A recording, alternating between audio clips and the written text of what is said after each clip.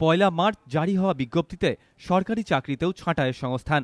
বিজ্ঞপ্তিতে বলা হয়েছে, পাবলিক সার্ভিস কমিশন ও স্টাফ সিলেকশন কমিশনের পরীক্ষার মধ্যে দিয়ে যাঁদের নিয়োগ করা হবে তাঁদের প্রথম ৩ বছর প্রবেশনারি পিরিয়ডে অস্থায়ী কর্মী হিসেবে কাজ করতে হবে। এই ৩ বছর তাঁরা মূল বেতন পাবেন। বছরে ৩% হারে বেতন বৃদ্ধি হবে। এছাড়া অন্য কোনো সুযোগ সুবিধা পাবেন না তাঁরা। এই ৩ বছরের মধ্যে যেসব বিভাগীয় পরীক্ষা হবে সেগুলিতে পাশ করলে কর্মচারীদের চাকরি স্থায়ী হবে, অন্যথায় ছাঁটাই। সরকারি কর্মচারী সংগঠনগুলির একাংশের অভিযোগ, নয়া নিয়োগ বিধি চালু করে সরকার রাজনীতিকরণ করতে চাইছে। এতে স্বজন পোষণ বাড়বে।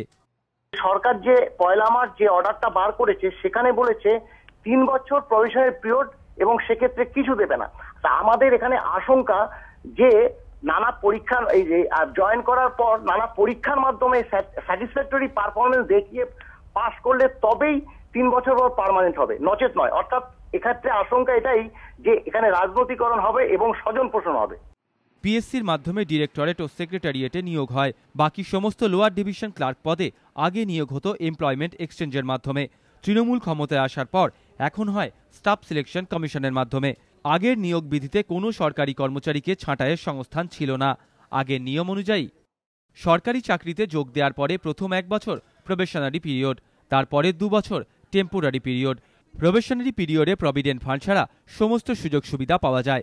১ বছর পর থেকে টেম্পোরারি পিরিয়ডে চালু হয় প্রভিডেন্ট ফান্ড। কিন্তু নতুন বিধি অনুযায়ী প্রথম ৩ বছর কোনো সুযোগ সুবিধাই মিলবে না। পয়লা মার্চের আগে পর্যন্ত চাকরিতে যোগ দেওয়ার সময় ৮ বছর পার করলেই একজন কর্মচারী কেরিয়ার অ্যাডভান্স স্কিমের আওতায় চলে আসতেন। কিন্তু নয়া বিজ্ঞপ্তি অনুযায়ী কেরিয়ার অ্যাডভান্স স্কিমে আসতে এবার থেকে লাগবে আরও ৩ বছর, অর্থাৎ ১১ বছর। সরকারি এই বিজ্ঞপ্তি ঘিরেই বিভিন্ন মহলে উঠছে প্রশ্ন উঠেছে, এবার থেকে কি তাহলে সরকারি চাকরিতেও ছাঁটাই শুরু হতে চলেছে? রাজকোষের বেহাল আর্থিক অবস্থার জেরেই কি সরকারি কর্মচারীদের প্রথম ৩ বছর অস্থায়ী হিসেবে নিয়োগ করার সিদ্ধান্ত? ছাঁটাইয়ের ক্ষেত্রে শাসক দলের প্রতি আনুগত্যই বিচার্য হয়ে উঠবে না তো? নানা মহলে উঠছে প্রশ্ন। দীপক ঘোষ, এবিপি আনন্দ, কলকাতা।